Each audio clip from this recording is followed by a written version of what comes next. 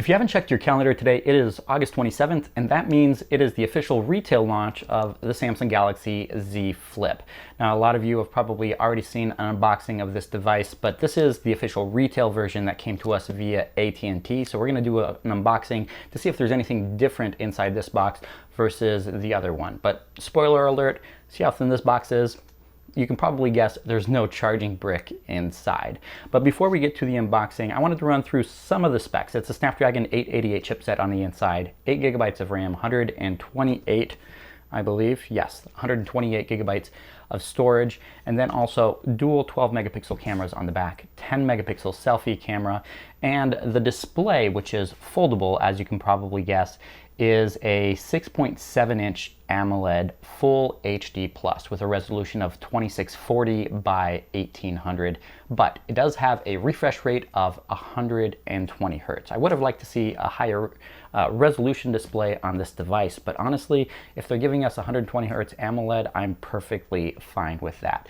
But then one of the major changes on the outside of the phone, besides the fact that they've made the hinge smaller and thinner and the overall size of the device just a little bit less than what it was with last year's model, is the fact that they've increased the size of the outside display to 1.9 inches, making it a lot more usable than it was before. So we're going to do a quick unboxing, see what's inside, and take a look at that hardware as well.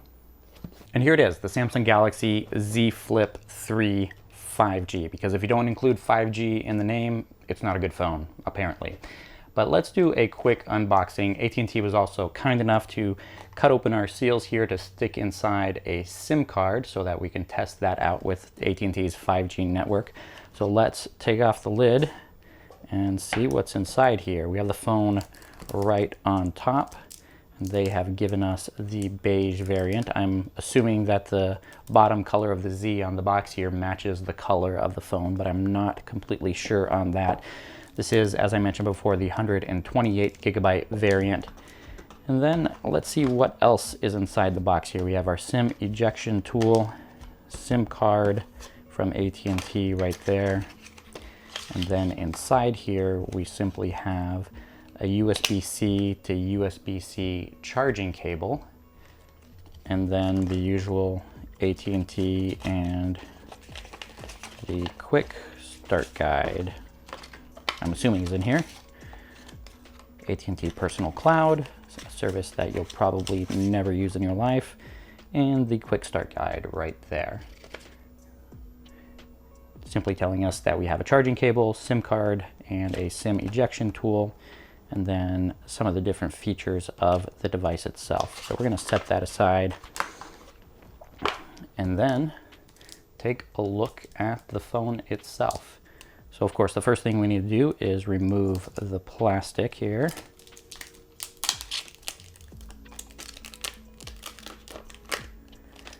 That's not as satisfying as it should be when you have a phone like this. And I'm sure this is what everybody's been waiting for.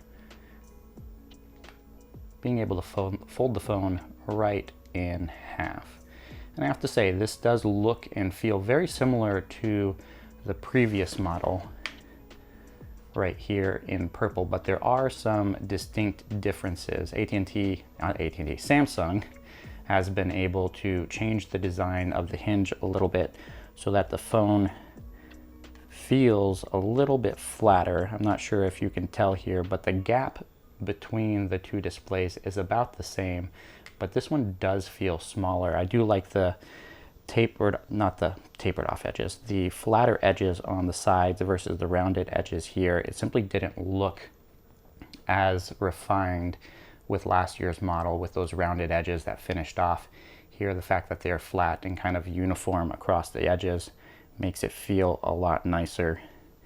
And then on the outside here, this is the size of the old display for the cover display versus now it takes up most of this area here. We still have dual cameras on the outside.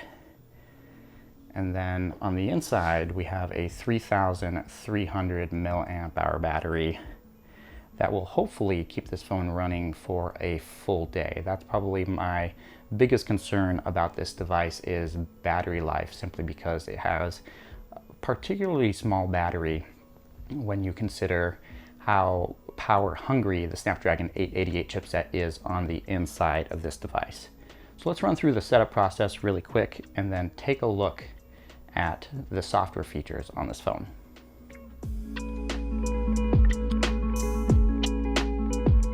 And here we go. This is One UI on Android 11 on the Samsung Galaxy Z Flip 3, which isn't much different than what we've seen on other flagship devices from Samsung this year.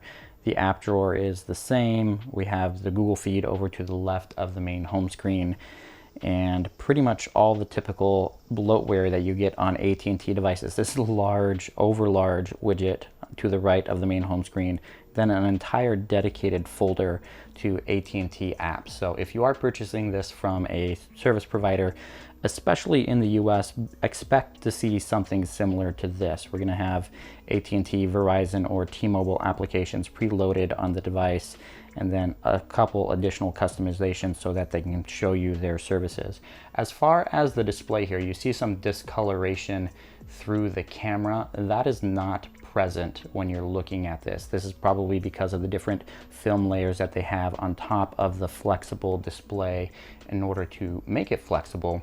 But we're gonna go out and test out the cameras on the back of the phone and also the selfie camera on this device to see how it performs in the real world, to give you an idea of how the cameras on the Galaxy Z Flip 3 perform in the real world. Let's take a look. Okay, so we ran through the camera specs pretty quickly before, but let's go through them again. Two 12 megapixel cameras on the back of the phone that can record 4K video at up to 60 frames per second.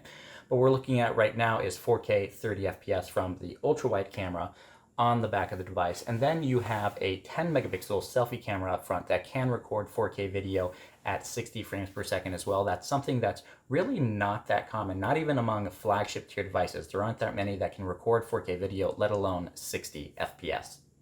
Now, while we do have 4K video capture on both of the cameras on the back of the phone, the main sensor is the one that performs the best, especially when trying to get in really close to a subject. And its focusing is really good, going from something like this, about 2.5 to 3 inches away from the lens, to further out and then back again without taking more than a quarter second in order to find its focus.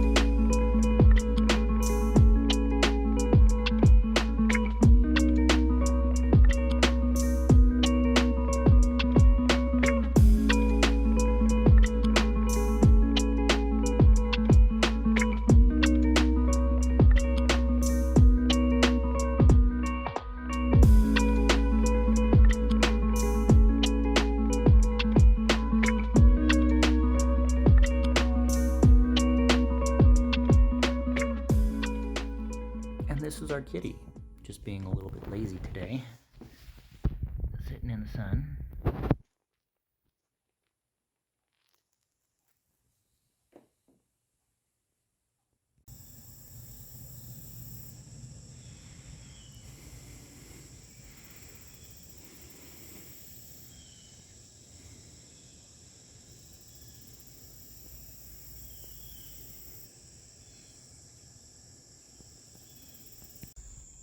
capturing 4K video from the front-facing camera is something that, as mentioned before, not a lot of devices are able to do, and the Samsung Galaxy Z Flip 3 does it really, really well, as you can see here. But I'm going to show you now the killer feature on this device, because even though the video from this camera is pretty good, it can get even better.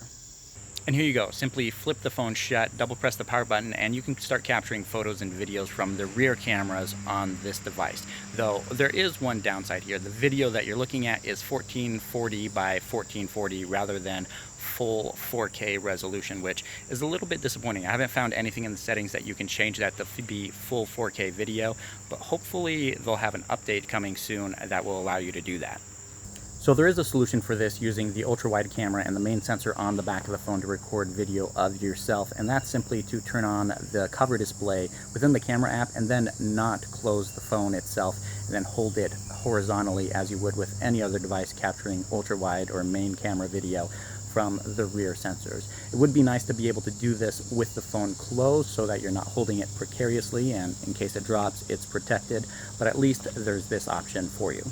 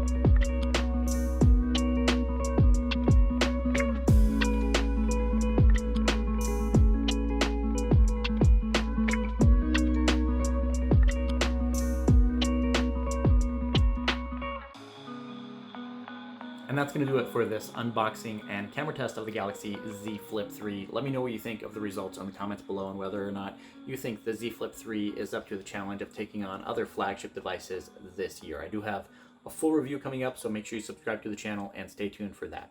Thank you guys so much for watching, and I'll catch you in the next one.